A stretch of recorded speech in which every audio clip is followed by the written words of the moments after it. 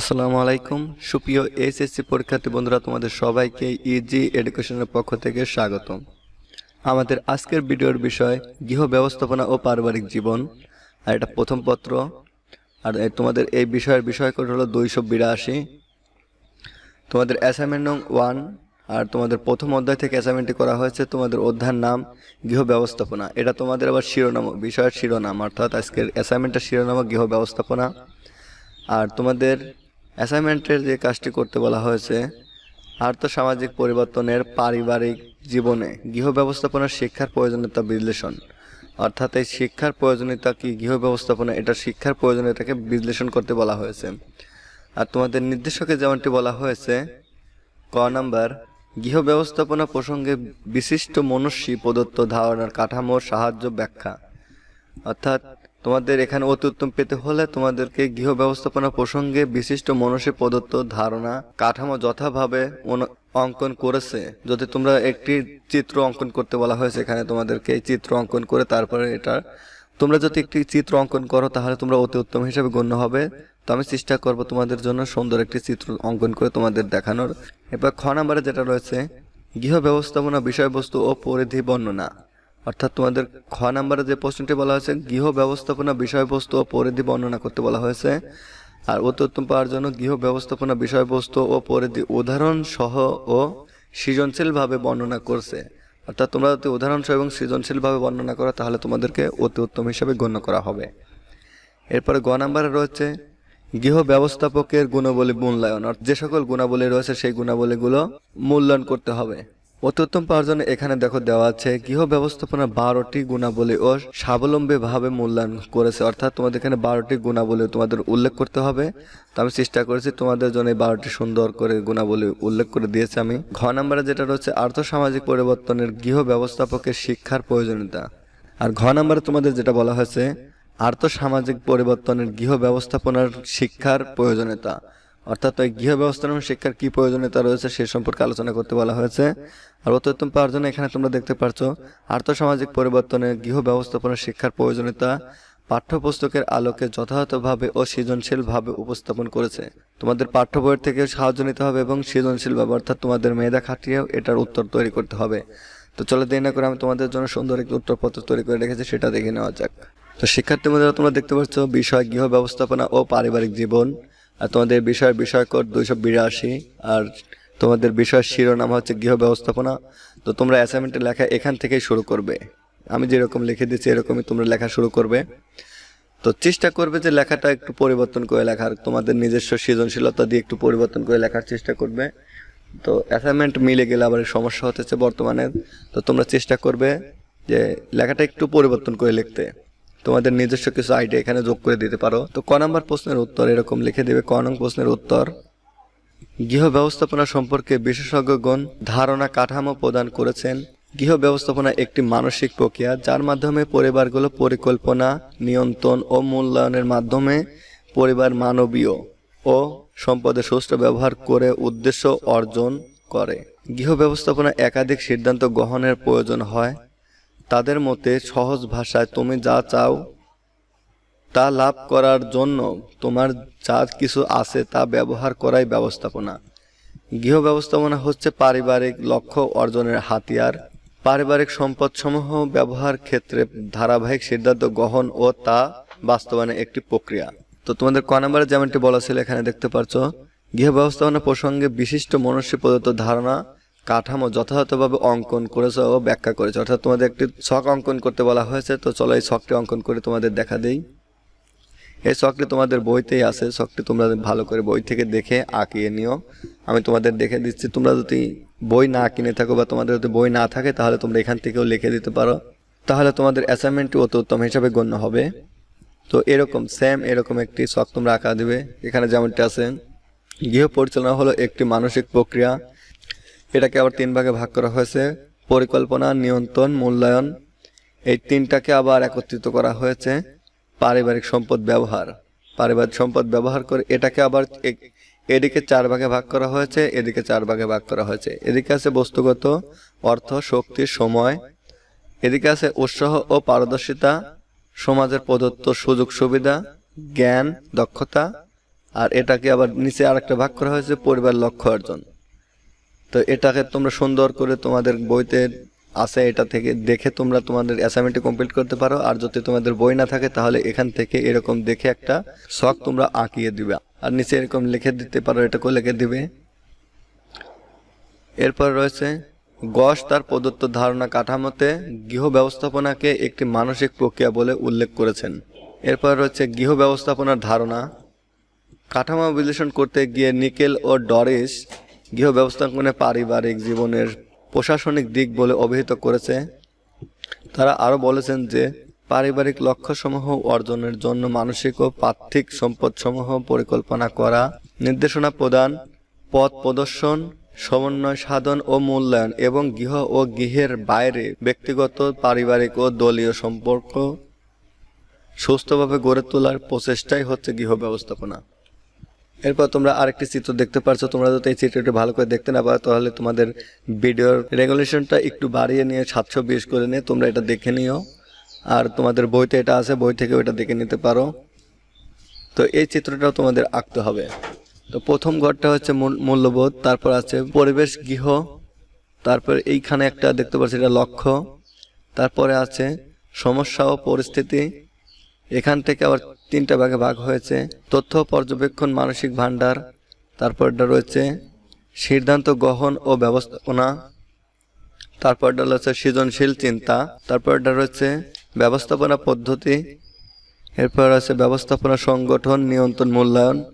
এখানে একটা ঘর দেখতে পাচ্ছ আত্মনিষিদ্ধ। এরপরে এই সব মিলে এখানে আছে সম্পদের ব্যবহার। তো এটুকু তোমরা দিয়ে দিতে পারো। তোমরা যদি লিখতে না পারো দেখে দেখে আমি সেজন্য বলে দিলাম, তোমরা শুনে শুনে এটা লিখে দিতে পারো। এরপর এর নিচের এই লেখাটা লিখে দিবে।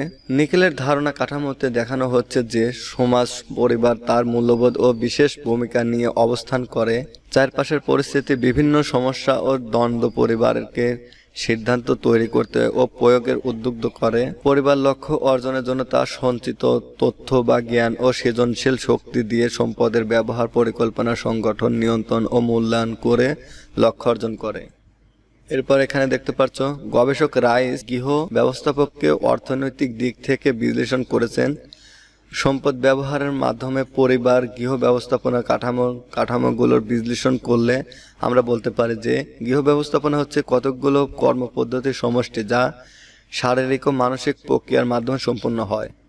গৃহে পরোক্ষভাবে ব্যবস্থাপনার ধাপসমূহ যেমন পরিকল্পনা, প্রণয়ন, বাস্তবায়ন, সংগঠন, নিয়ন্ত্রণ, মূল্যায়ন এবং সিদ্ধান্ত গ্রহণের মাধ্যমে পরিবারের মান ও মূল্যবোধ বজায় রেখে পরিবারের সব ধরনের সম্পদের সর্বোচ্চ ব্যবহার নিশ্চিত করে নির্দিষ্ট লক্ষ্যে উপনীত হওয়া।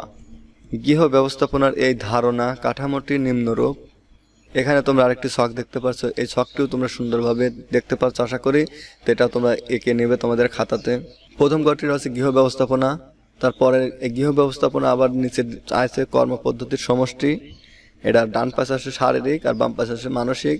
এখান থেকে আবার 4টা ঘর নিয়ন্ত্রিত হয়েছে যে পরিকল্পনা, প্রণয়ন, সংগঠন, নিয়ন্ত্রণ, মূল্যায়ন। 4টা ঘর।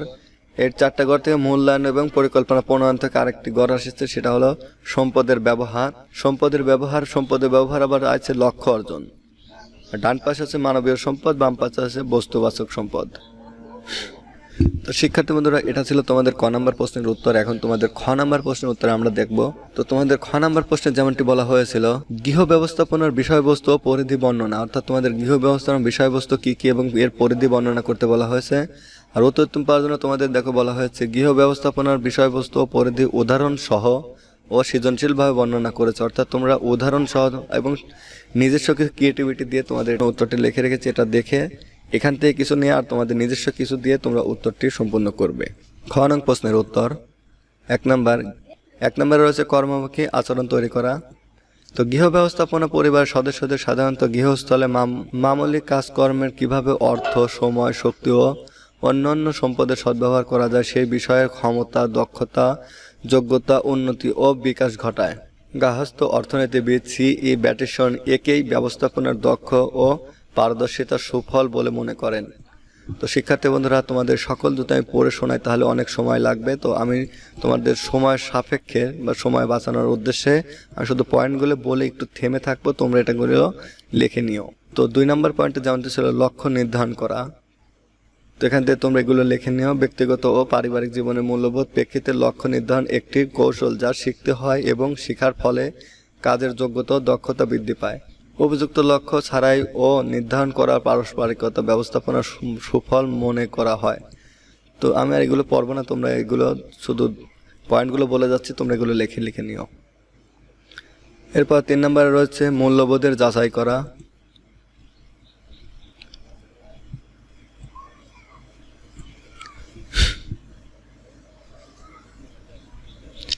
এরপর 4 নম্বরে রয়েছে গৃহ ব্যবস্থাপনা পদ্ধতি ও তার প্রয়োগ জানা।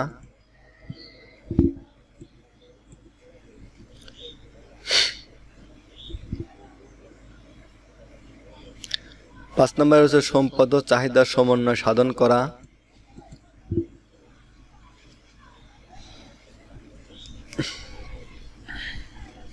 ছয় নম্বরে রয়েছে পারিবারিক সম্পদ সম্পর্কে জ্ঞান অর্জন করা।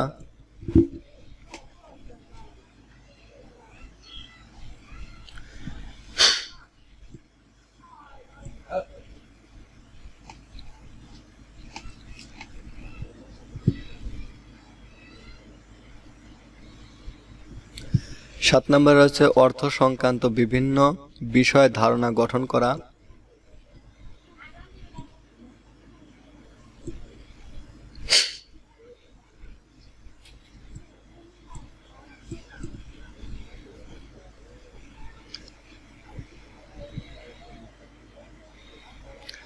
আট নম্বরে রয়েছে সমস্যা মোকাবেলায় সচেতনতা বৃদ্ধি।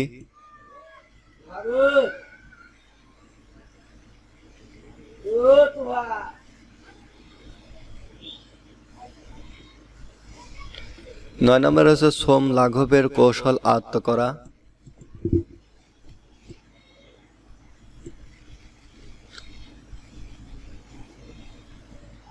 শিক্ষার্থী বন্ধু, এরপর আছে তোমাদের গ নং প্রশ্নের উত্তর।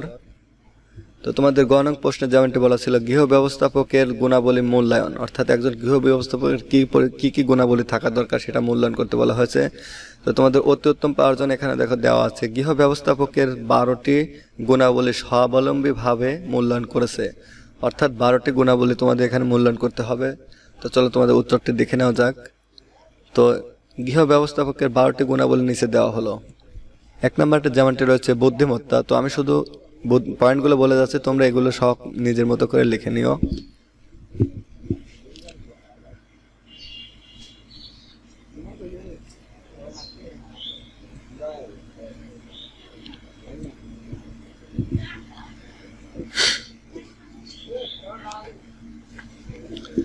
এরপর 2 নম্বর পয়েন্টটা হবে উদ্দীপনা।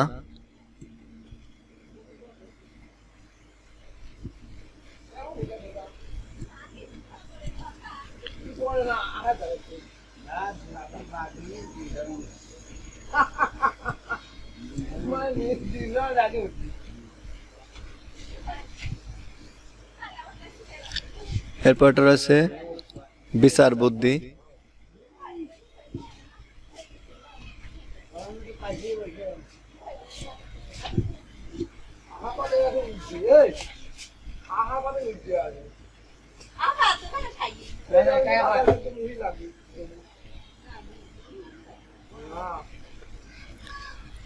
এরপর পয়েন্ট রয়েছে ব্যক্তিত্ব।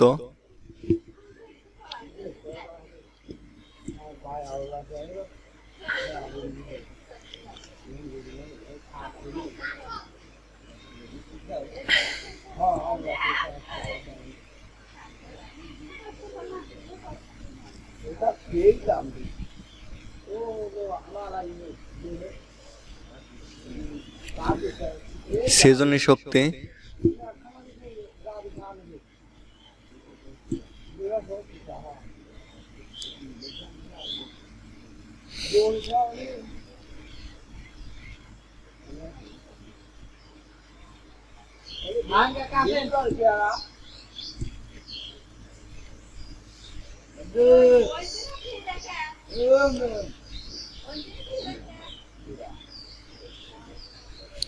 এরপরটা আছে অধ্যাবসায়।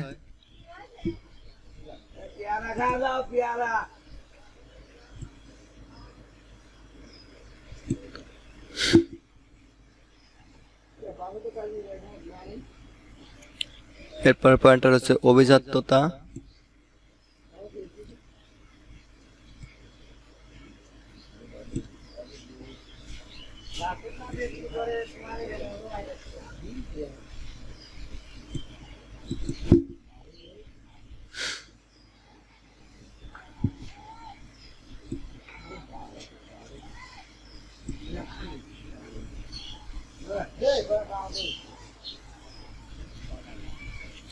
এরপর পয়েন্টার আছে আত্মসংযোজন।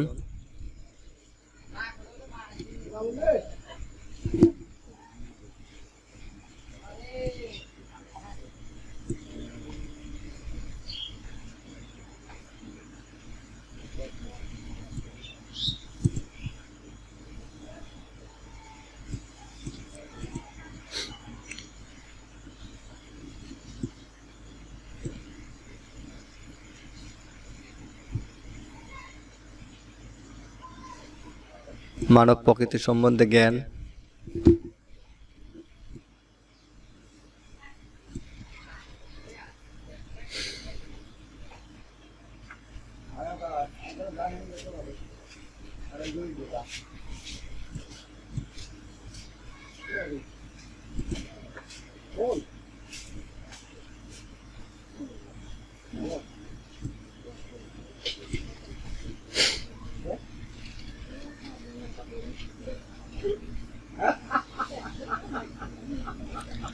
এরপর এটা রয়েছে পরিবারের আয় ও ব্যয়ের সুব্যবস্থা নিশ্চিত করা।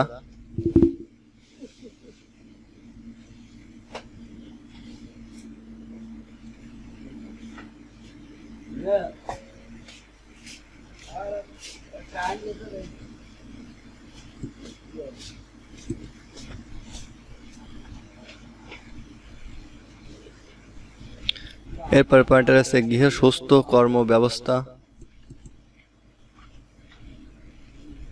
এরপরটা রয়েছে গৃহে সুস্থ কর্ম ব্যবস্থা সৃষ্টি করা।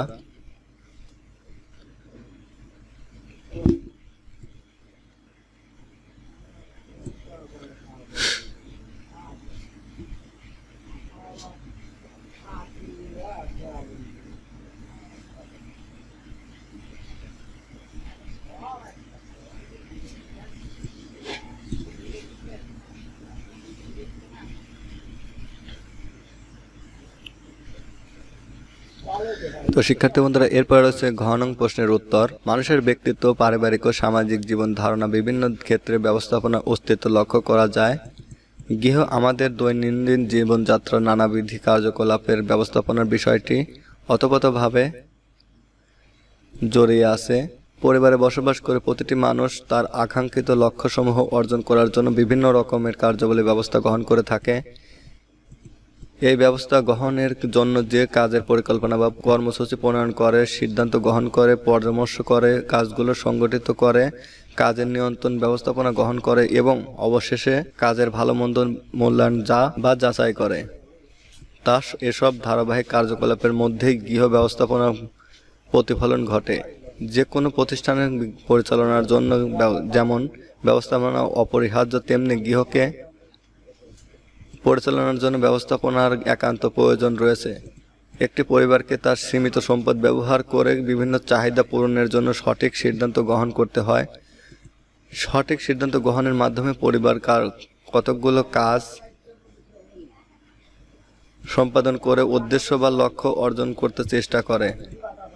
যেখানে কিছু সংখ্যক ব্যক্তি কোনো একটি লক্ষ্য অর্জনের জন্য সংঘবদ্ধ হয়, সেখানে এই ব্যবস্থাপনার প্রয়োজন হয়।